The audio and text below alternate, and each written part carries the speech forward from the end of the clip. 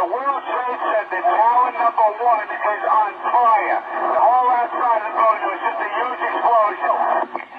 10-4, all companies stand by at the top. My name is McDowell. I'm from Warwick, Rhode Island. I was in the United States Army. I was a sergeant in the United States Army.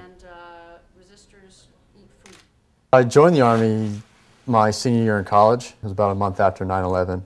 I felt at the time, the United States was the beacon of light in the world and that we were a role model for everybody else and we were a good society. I deployed to Iraq. During that time, things started coming out in the news, no weapons of mass destruction found. The United States government admitted there were no ties between Al-Qaeda and 9/11 and Saddam Hussein. And so, I started asking my superiors, I'm like, so what are we here for now? What is this for? They say, well, we're here to help the Iraqi people. And I say, no, we're not. Look around, nobody's helping anybody here.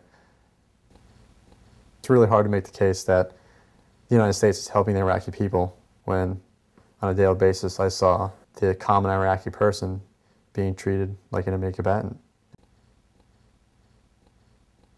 And so I started really doubting, our reasons and the legal reasons, because the whole reason to go to war and invade was on the threat of an attack because of, Saddam Hussein had weapons of mass destruction. I had just about a year left in the Army. And, I decided that I definitely wasn't staying in because I didn't want to be part of that anymore. I didn't agree with the war. So I got out. I went on terminal leave and I got my separation paperwork. And, a month later or so, I got a letter in the mail saying, you're going back to Iraq. Where's the letter that you got? It's right here.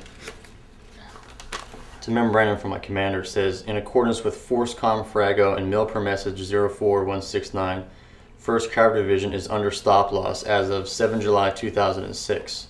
You are to report to the CP detachment no later than 1 August 2006. Failure to comply with this order will place you in an AWOL status.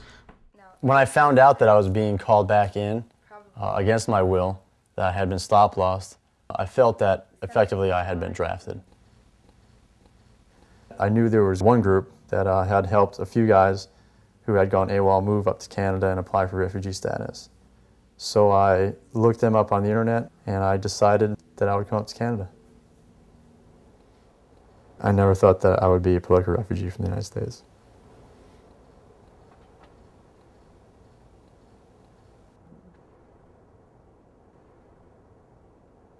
Growing up in the States, you're really led to believe that, what the United States is doing is right. So take in and admit to yourself that you're part of something that's not what you think you stand for is a hard realization to make.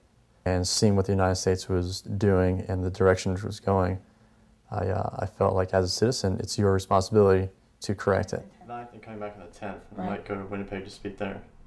Okay. I don't know if I did desert the Army, but I don't feel like I deserted my country. Being a soldier, you have the obligation to make the right decision. When you're faced with a moral decision such as participating in an illegal war, which misrepresents everything the United States is about, then saying no is one of the most patriotic things you can do. How long have you been in Canada? Since October. Wow. Okay. I am a political refugee from the United States, and I am an American. I am American. I am an American. I am American. I am. I am. I am American.